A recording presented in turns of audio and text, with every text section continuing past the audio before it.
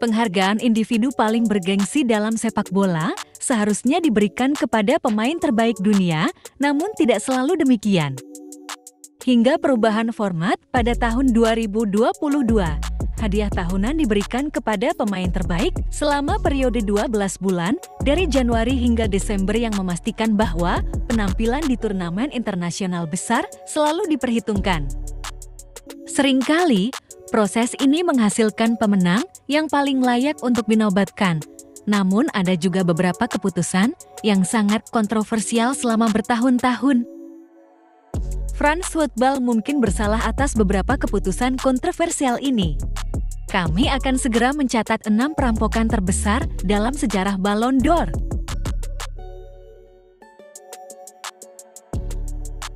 Robert Lewandowski. Bayern Munich meraih treble Bundesliga, DFB Pokal, dan Liga Champions pada tahun 2019-20 dan Lewandowski membuktikan dirinya sebagai striker terbaik dunia dengan torehan 55 gol yang menakjubkan.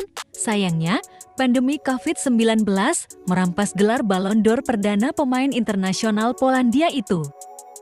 Upacara tahun 2020 dibatalkan setelah otoritas Prancis mengambil keputusan untuk menghapus Ligue 1 musim itu.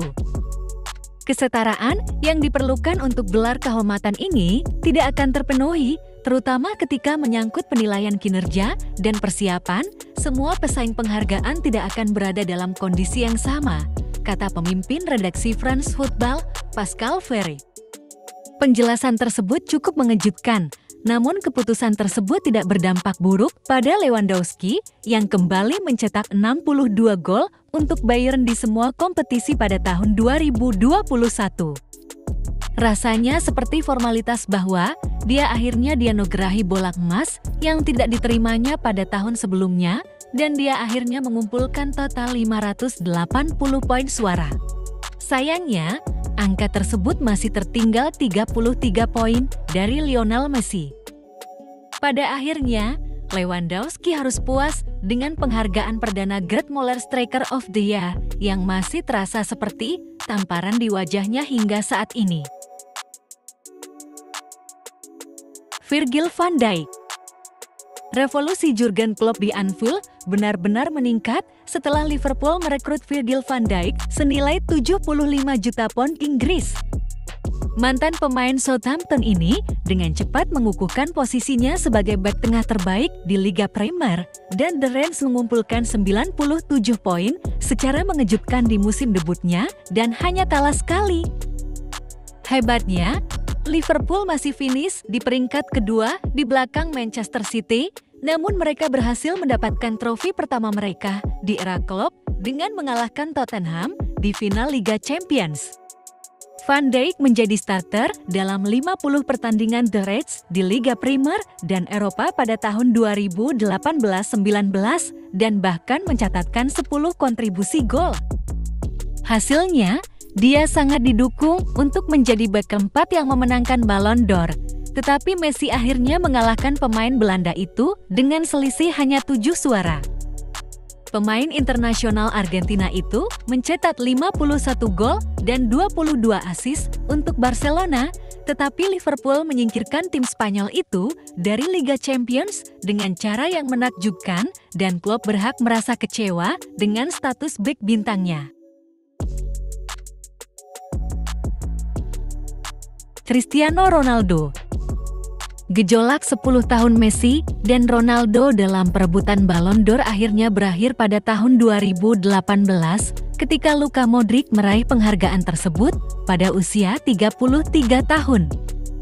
Modric memang memainkan peran penting dalam kemenangan ke-13 Real Madrid di Liga Champions dan merupakan kekuatan pendorong di balik langkah mengejutkan Kroasia ke final Piala Dunia di Rusia. Namun ia menyelesaikan tahun tersebut dengan hanya mencetak 3 gol dan 11 assist. Ronaldo seharusnya mendapatkan bola emas ke-6-nya dibandingkan rekan setimnya di Madrid setelah mencetak 44 gol dalam banyak pertandingan, termasuk 15 gol di Liga Champions. Penyerang asal Portugal itu tidak pernah berbicara secara terbuka untuk menyuarakan rasa frustrasinya, namun saudara perempuannya melalui media sosial mengecam keputusan tersebut dengan kata-kata kasar yang luar biasa. Sayangnya, ini adalah dunia yang kita tinggali, busuk, dengan mafia dan uang, kata Elma Aveiro di Instagram. Kuasa Tuhan jauh lebih besar dari semua kebusukan ini. Tuhan mengambil waktunya, tetapi Dia tidak pernah gagal.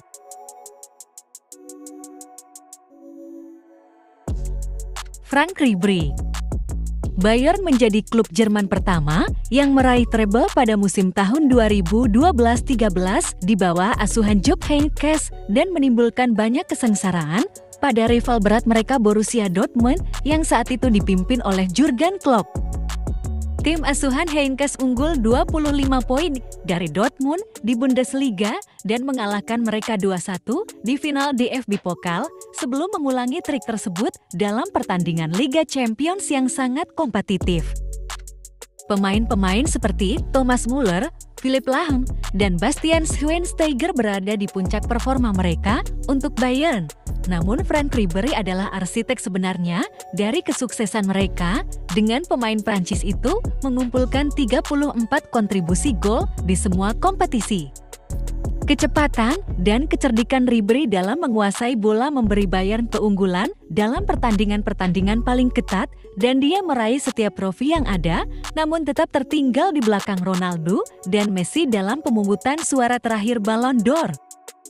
Ronaldo memenangkan penghargaan tersebut setelah mencetak 55 gol untuk Real Madrid, tetapi mereka tidak memenangkan satupun trofi besar dan Messi tidak berdaya untuk mencegah Barcelona menderita kekalahan agregat 7-0 dari Bayern di semifinal Liga Champions.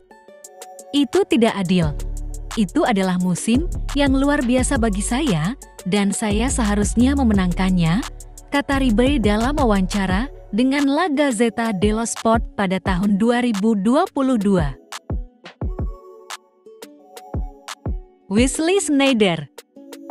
Messi memenangkan Ballon d'Or keduanya setelah musim produktif lainnya untuk Barcelona pada tahun 2009-10 yang membuatnya mencatatkan 47 gol dan 12 assist.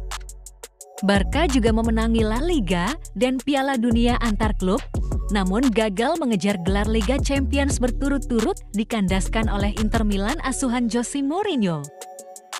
Sneijder mencetak 1 gol dan membuat assist saat Inter mengalahkan Barca 3-1 di leg pertama semifinal dan raksasa Italia itu melaju ke final setelah penampilan luar biasa dalam pertahanan di leg kedua di Camp Nou.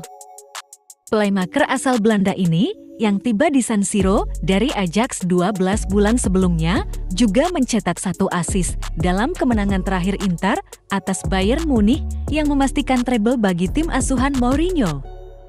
Belanda kemudian memulai perjalanan mendebarkan ke final Piala Dunia tahun 2010 dengan Sneijder berusaha keras namun kalah melawan Spanyol setelah perpanjangan waktu.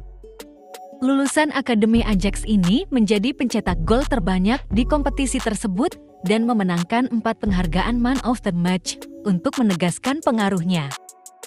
Menariknya, Xavi dan Andres Iniesta juga finish di depan Sneijder dalam pemungutan suara Ballon d'Or yang membuat Presiden Inter Massimo Moratti marah.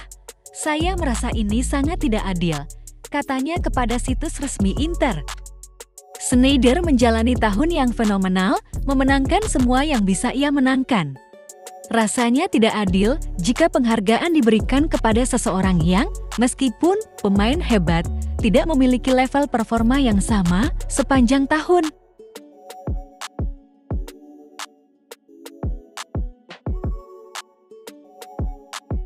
Thanks for watching.